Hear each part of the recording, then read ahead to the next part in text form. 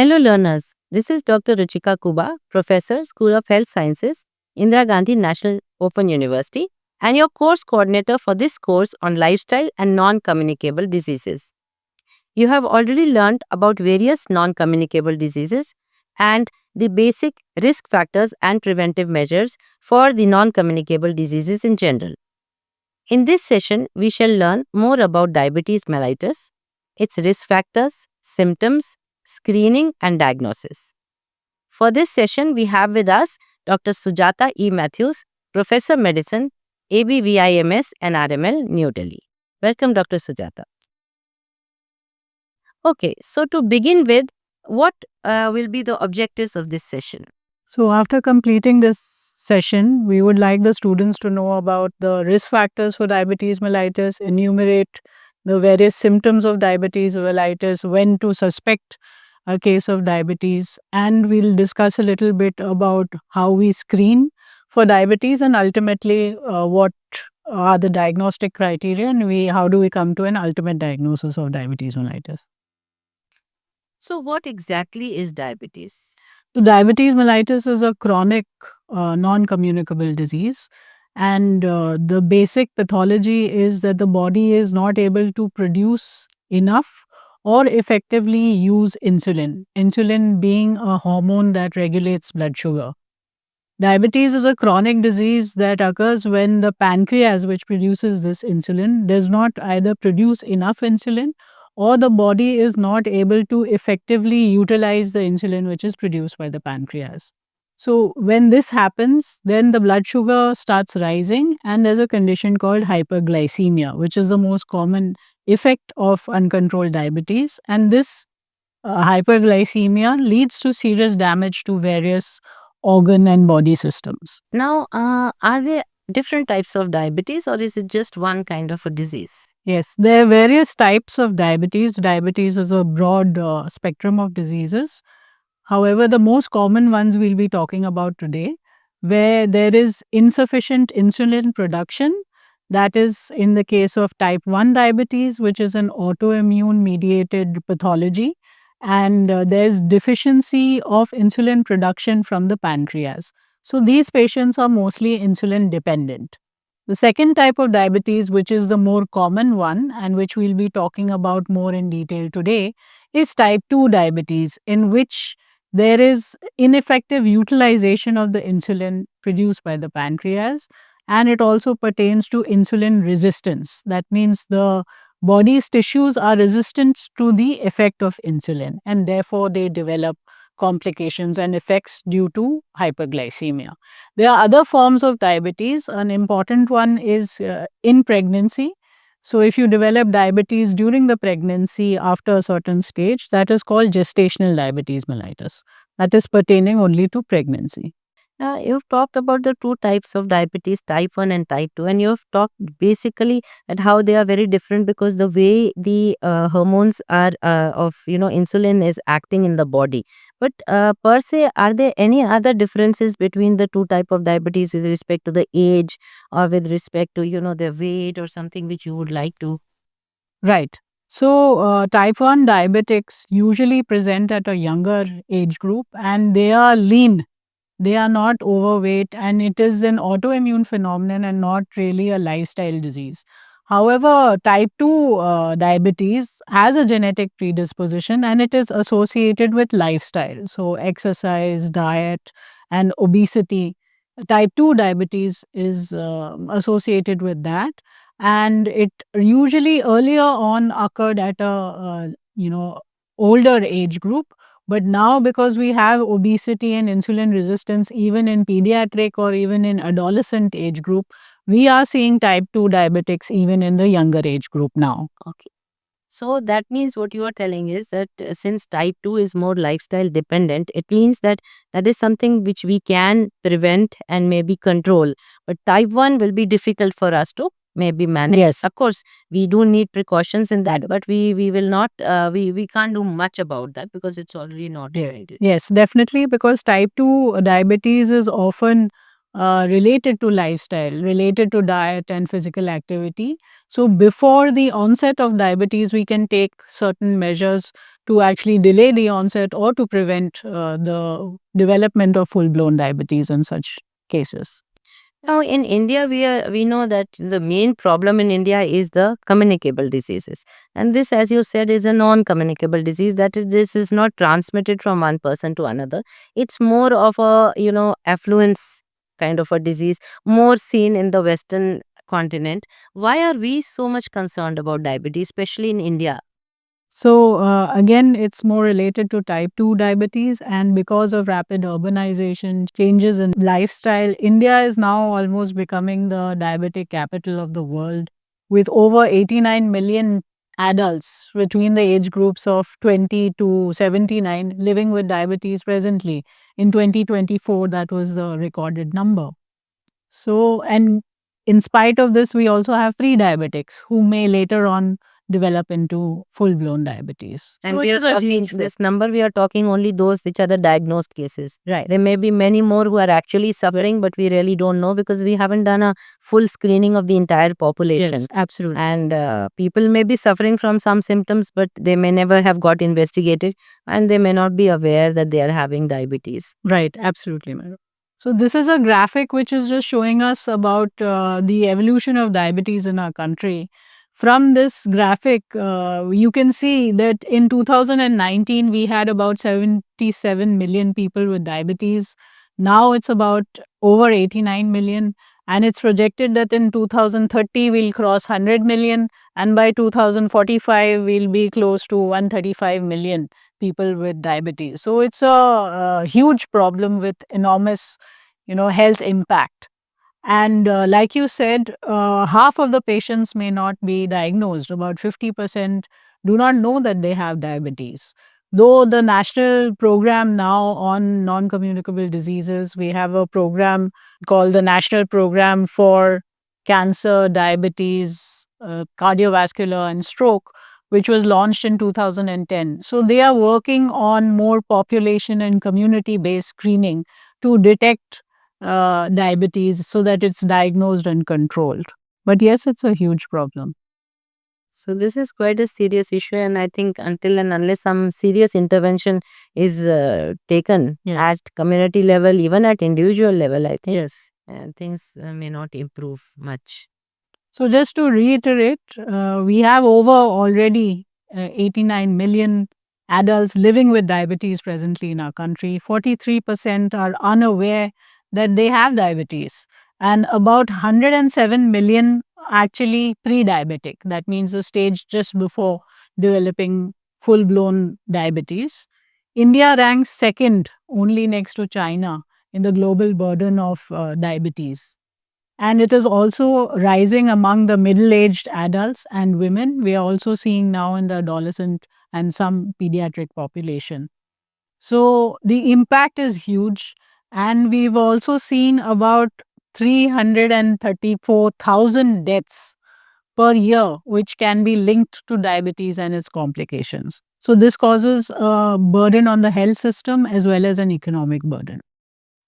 Now, what is the impact? Like you're always telling that because of diabetes, there's a lot of impact. There are deaths, and they become sick.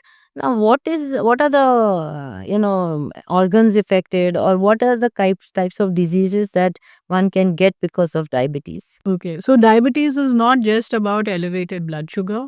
It affects almost every organ or every system in the body.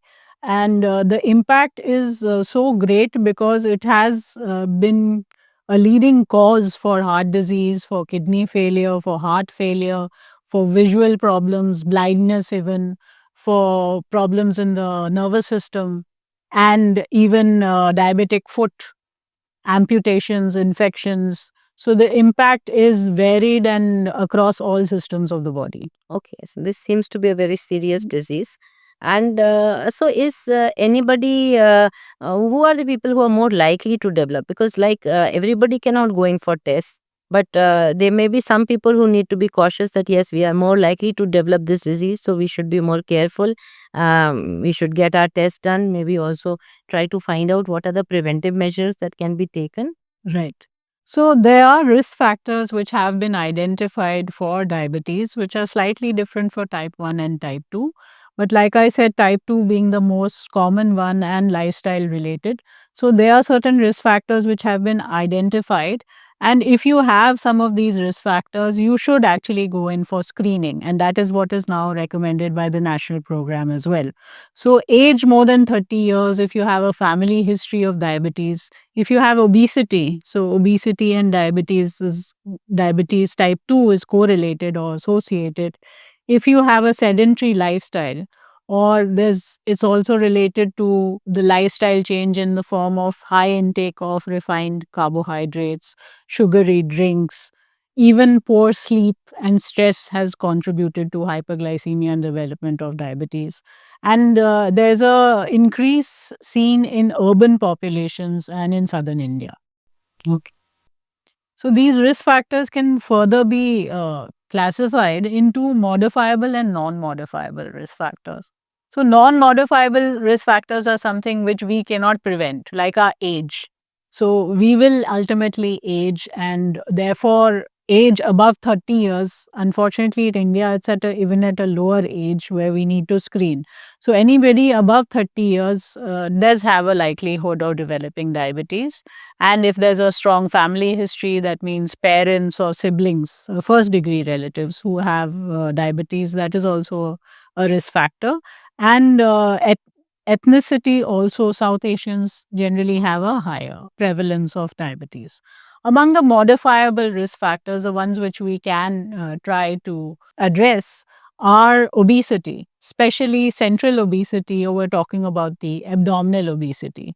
So, this has been associated with prevalence of type 2 diabetes, sedentary lifestyle, which will again increase the obesity, lack of physical activity, and like I said, high intake of refined carbohydrates or sugars, and less intake of dietary fiber, poor sleep pattern, sleep hygiene, which is poor, and stress, even alcohol and tobacco use. As far as women are concerned, like I mentioned earlier, gestational diabetes mellitus has been seen. And if a person has gestational diabetes mellitus during the pregnancy, they have a risk of developing full blown diabetes type 2 later on in life. That means the mother has an increased risk if she had a history of gestational diabetes during the pregnancy. Another condition which has been associated with type 2 diabetes is polycystic ovarian syndrome, that is pertaining to women. Okay. So these are the people who should be more cautious, and they should go in for the screening test, which probably we'll discuss later. Now, if I'm a person, can there be some symptoms or some indications which will make me suspect, okay, now I am probably having diabetes and I may need to go in for checkups? So when should a person suspect that he or may be suffering from diabetes?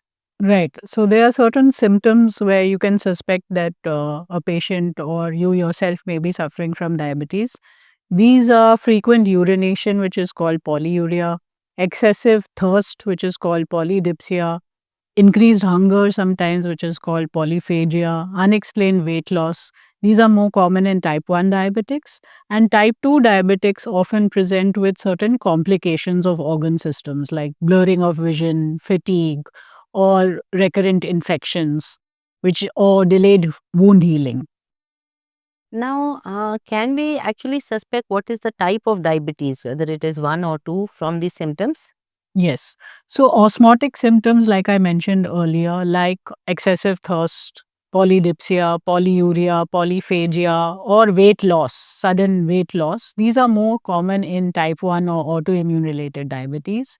However, the complications of diabetes, such as blurred vision, recurrent infections, delayed wound healing, numbness or tingling in the hands and feet, or other complications affecting the muscles or the kidneys, they can be a first presenting symptom in type 2 diabetes. Now, you said that, there is a lot of importance of screening.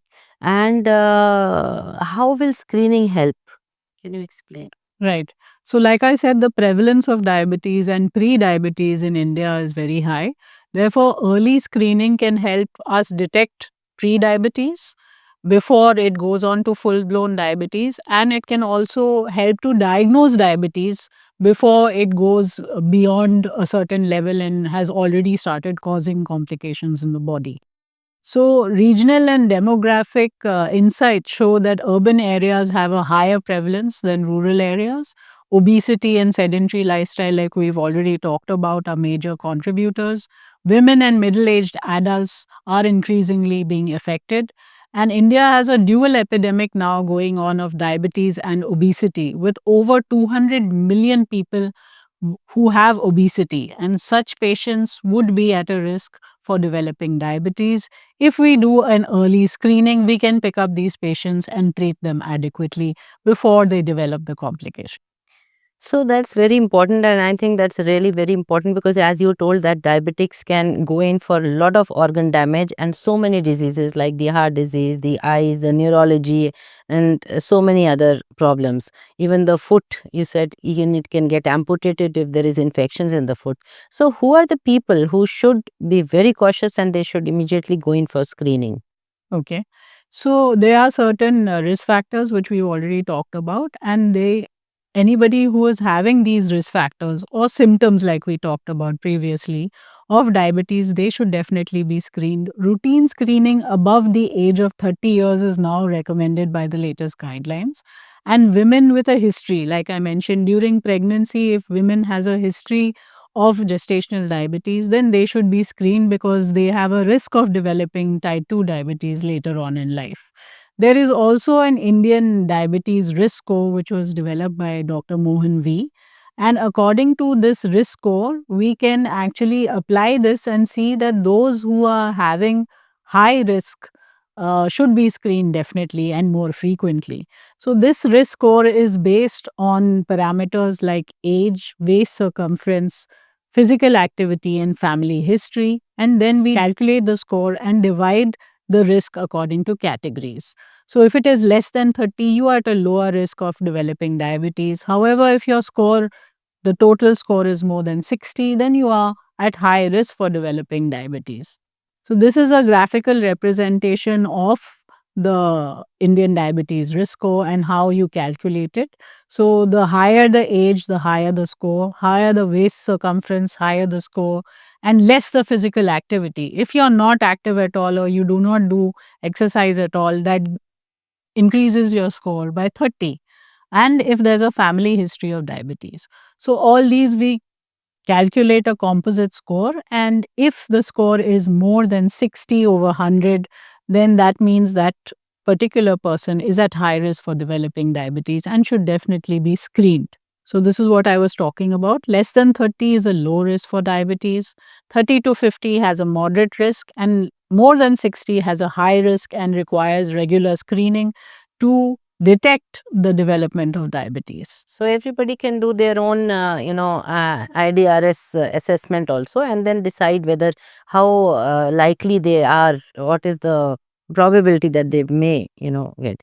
Now, how is diabetes diagnosed through investigations? Is it a blood test, or is it some screening, or is it some, radiological investigation? How do you screen? Right. So, how do we detect diabetes? We detect it by blood tests mainly. So, these blood tests are a fasting plasma glucose, to our postprandial or oral glucose tolerance test, and HbA1c, which is a glycolated hemoglobin level, and a random blood sugar can also detect diabetes in those patients who are having overt symptoms. So, that can also indicate diabetes. So, there are certain criteria for these. Yeah, so as you said that the first test is going for a fasting, and then after having a breakfast, 2 hours after having the breakfast, and of course the HbA1c that you are talking about, that gives an average value of around 3 months. Previous 3 months, what could be the level? Now, could you, elaborate further how these, what are the levels which will tell that, person may be suffering from diabetes or can develop diabetes? Yeah. So, we have diagnostic criteria which are defined by the ADA, WHO, various organizations. They're broadly similar. So, first we have the glycated hemoglobin or the HbA1c. If it is more than or equal to 6.5%, this indicates a diagnosis of diabetes. As you said, it reflects the average blood sugar over the past 3 months, and it should be done by a standardized laboratory technique. The other is a fasting plasma glucose, a level above 126 milligrams per deciliter. And fasting means you have to have an overnight fast, usually of at least 8 hours. And then the sample is taken in the morning. So, if this is above 126 milligram percent, this indicates diabetes. Postprandial blood sugar or a oral glucose tolerance test. It is done after taking an equivalent of 75 grams of glucose dissolved in water. This was defined by the WHO, or a meal which has equivalent calories to this. And if the 2 hours after the blood sample is taken, and if the plasma glucose is more than 200 milligram percent, that indicates diabetes.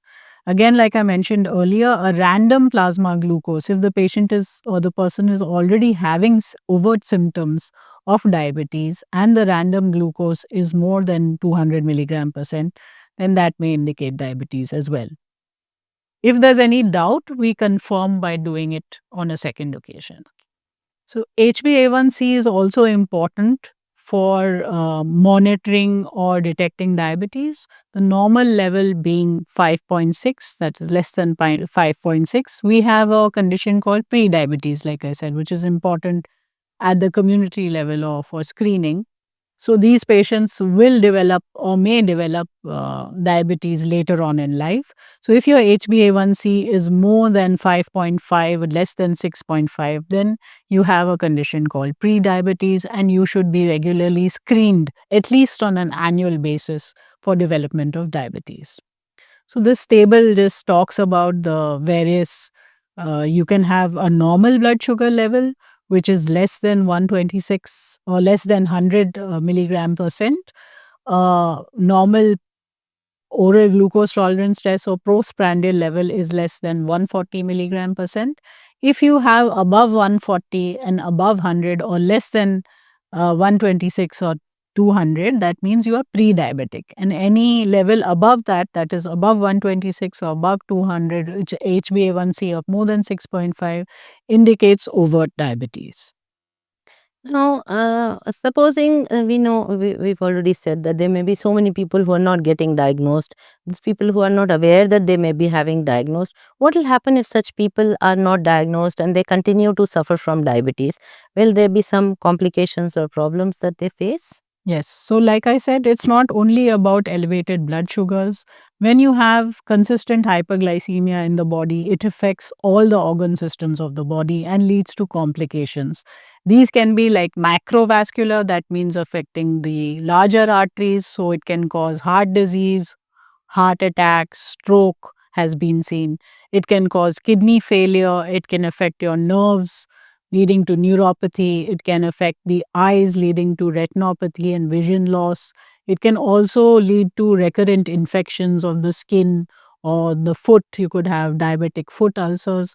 So, it affects almost every system. In fact, every system of the body can be affected by uncontrolled diabetes. And I think sometimes, the detection happens only when they suffer from one of these diseases, or sometimes there's a delayed wound healing. They've got an infection, it's not getting treated.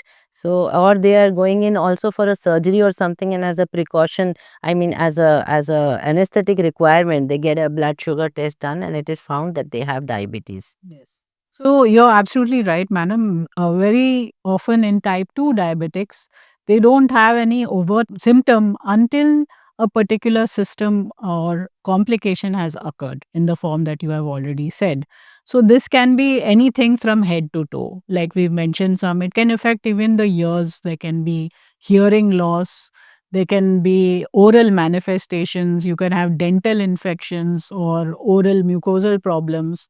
You could have gastric issues. It can lead to delayed digestion. And like I said earlier, the nerves can be affected, the brain can be affected, cognitive dysfunction has also been seen in diabetes, sexual health can be affected, skin is affected. So, any organ system of the body. And very often, such patients seek medical opinion only because of the development of these complications. And then they are screened, they are tested, and they are diagnosed diabetes. So we all know that prevention is better than cure, and also, going in for investigations. Can we start early, and can we, even if we are at a high risk, can we prevent development of diabetes? Yes, like I said, type 2 diabetes is associated with certain lifestyles. So if we, kind of cater and look after our lifestyle before the development of overt diabetes, we can actually prevent it. Even at the pre diabetic stage, if we take certain positive health measures, we can prevent the development of overt diabetes mellitus. And these include maintaining a healthy weight. So, like I said, obesity is a huge risk factor for development of type 2 diabetes. So, maintaining a healthy weight, a normal BMI is important. That can be achieved by eating a balanced diet, which includes a lot of vegetables, higher fiber, and less of refined carbohydrates and sugary beverages or refined sugars. Exercising regularly will also help to maintain insulin sensitivity as well as maintaining a healthy body weight. And also managing stress and proper sleep. So, stress also leads to certain hormonal changes which increase your blood sugar in the body. So, stress management is important, and adequate sleep hygiene is also important. Because when you don't sleep properly, that also is like a stress response and it leads to increased blood sugars in the body. Avoiding tobacco and alcohol is also recommended. And like we have been mentioning, if you test regularly, you can detect diabetes before it or pre-diabetes before they cause a complications. So, how would you like to, sum up your session today, and what are the take home messages that you would like to give to our students? Right. So we've been talking about diabetes. Already we've mentioned the high prevalence of diabetes, especially diabetes type 2. And this condition is preventable because it is associated with a lifestyle risk factor.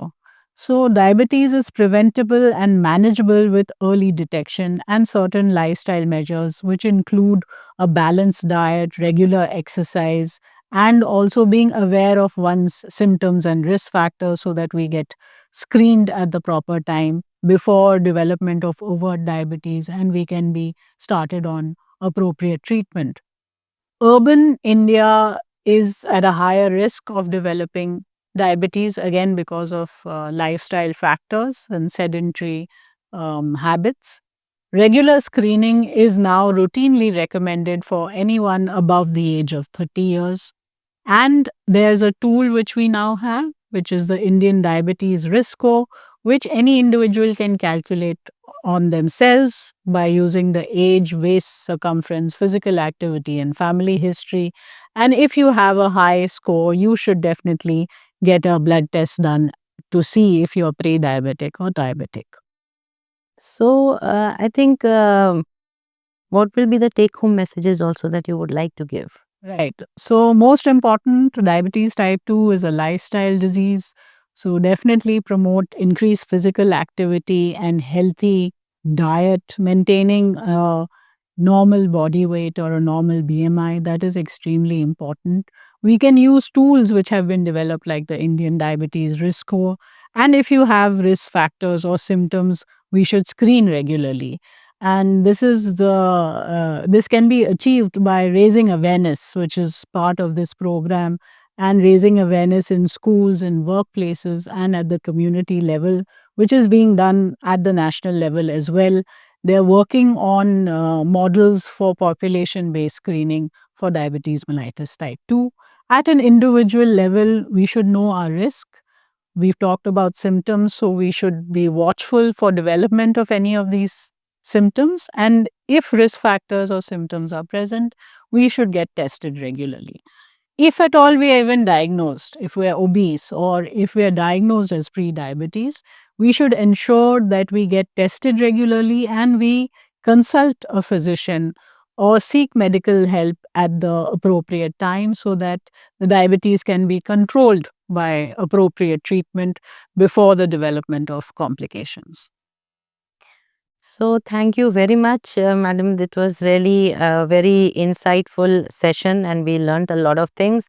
And I would again reiterate the most important things that you have said, that lifestyle, as we have been talking in this particular course, is the most important thing for all the non communicable diseases, and the same stands for diabetes. So, we must take care of our healthy eating habits, physical activity. We must ensure that we are having a good lifestyle. We should also be aware that whether we do have a risk or not, which you have told, a very, very simple tool in which we can calculate our risk ourselves. If we are at a high risk, we should watch out for symptoms, we should go for regular screenings, and by chance if we are detected, we should go in for regular treatments and again repeated screenings, because you must be clear that diabetes cannot be treated, but it can be controlled, and controlling diabetes is most important, so that you do not go in for complications with all the various organ systems and the parts of the body that you described, right from head to toe, as you said. So, thank you very much once again, and thank you.